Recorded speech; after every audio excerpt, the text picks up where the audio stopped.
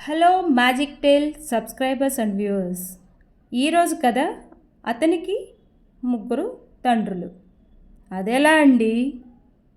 అవునండి, అతనికి ముగ్గురు తండ్రులు. ఆ కథ ఏంటో చూద్దామా?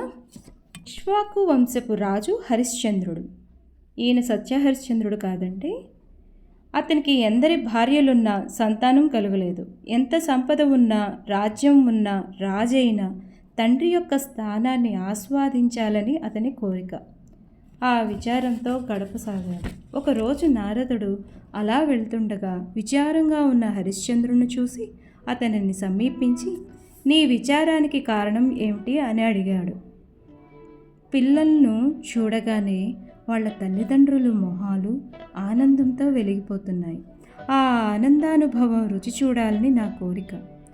మనుషులు ఎప్పటికీ జీవించి ఉండరు, కానీ తల్లిదండ్రులు వాళ్ళ పిల్లల ద్వారా ఎప్పటికీ జీవించి ఉంటారు. నాకెప్పటికీ ఇలాంటి అవకాశం వస్తుందని అనుకోవట్లేదు అని బాధగా చెప్పాడు హరిశ్చంద్రుడు. అప్పుడు నారదుడు, వరుణదేవుడు దయామయుడు, వెంటనే దర్శనమిచ్చి నీ కోరిక తీర్చగలడు. వరుణదేవుడిని పూజించు అని చెప్పాడు. రాజు నిష్టగా వరుణదేవుడిని దర్శనం అయ్యేంత వరకు పూజించాడు. వరుణదేవుడు ప్రత్యక్షమై ఏం వరం కావాలని అడిగాడు.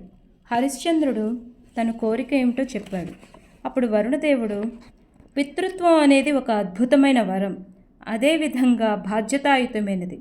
తండ్రిగా రక్షించాలి, అంతేకాదు తప్పు చేసినప్పుడు సరిచేయాలి. గురువుగా సరైన దారి వారికి నేర్పించాలి. ఏదో పిల్లల్ని పొందాం కదా అనటంలో అర్థం లేదు. నువ్వు ఖచ్చితంగా బాధ్యత తీసుకోవడానికి సిద్ధంగా ఉంటేనే పుత్రుడు గురించి అడుగు అన్నాడు. అప్పుడు హరిశ్చంద్రుడు, నేను మీరు చెప్పినట్లే అన్ని బాధ్యతలు స్వీకరిస్తాను. ఇదే నా అభ్యర్థన, నాకు పుత్రుని ప్రసాదించమని మరలా కోరాడు. సరే, అయితే నీకు పితృత్వాన్ని ఆస్వాదించాలని చాలా కోరికగా ఉన్నట్టుంది. అయితే నాదొక షరతు, నువ్వు ఖచ్చితంగా తండ్రి అవుతావు. నేనెప్పుడొచ్చి ఆ బిడ్డను అడిగితే అప్పుడు నాకు ఇచ్చేయాలి అన్నాడు వరుణదేవుడు. హరిశ్చంద్రుడు వెంటనే సరే అన్నాడు. హరిశ్చంద్రుడికి సంవత్సరం లోపు ఒక పుత్రుడు జన్మించాడు. హరిశ్చంద్రుడు ఆనందానికి అవధులు లేవు. ఎంతో వాత్సల్యంగా రోహిత్ తను పేరు పెట్టి ఘనంగా వేడుకలు జరిపాడు.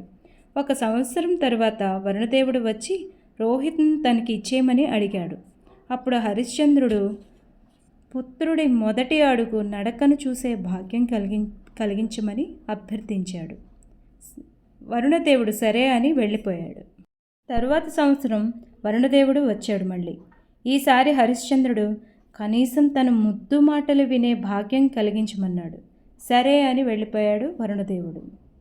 ఆ విధంగా ఎన్నిసార్లు వరుణదేవుడు వచ్చి అడిగినా ఏదో ఒక కారణాలు చెప్తూ సంవత్సరాలు గడిపేశాడు రాజు.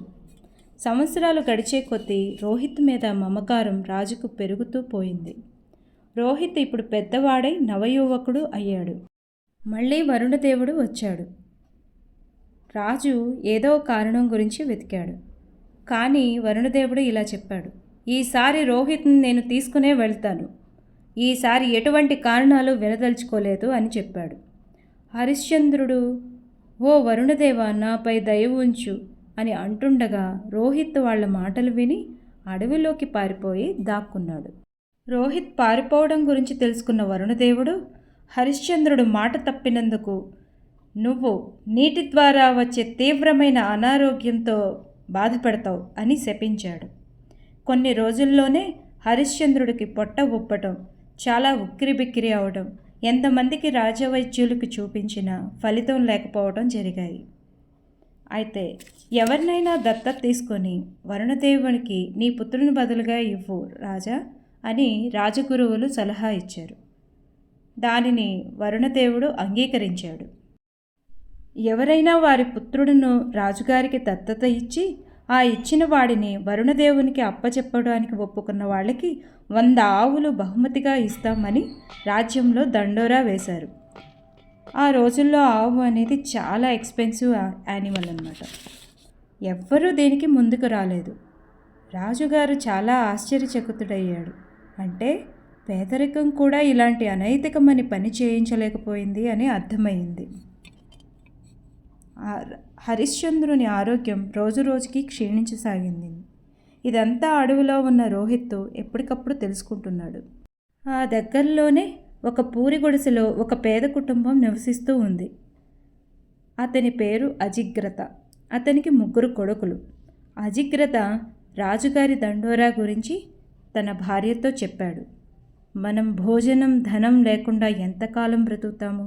ఒక కొడుకుని వరుణదేవుడికి ఇస్తే ఇప్పటికన్నా మంచి జీవితం ఆ కొడుకుకి లభిస్తుందేమో. ఆ ఇచ్చిన 100 ఆవులతో కనీసం మిగతా 2 కొడుకులనైనా బతికించుకోవచ్చు కదా అన్నాడు. అతని భార్య ఎలాగలాగో ఆఖరికి ఒప్పుకుంది. అయితే ఇప్పుడు ఏ కొడుకుని ఇవ్వాలి అనేది ప్రశ్న. ఏ కొడుకుని ఇచ్చారో మీరేమైనా గెస్ చేస్తే కామెంట్ బాక్స్లో కామెంట్ చేయండి. మిగతా కథ త్వరలోనే అప్లోడ్ చేస్తామండి. Subscribe to Magic Tales. Magic Tales ఎంటర్టైన్మెంటే కాదు, నైతిక విలువలు కూడా నేర్పుతుంది. Thank you.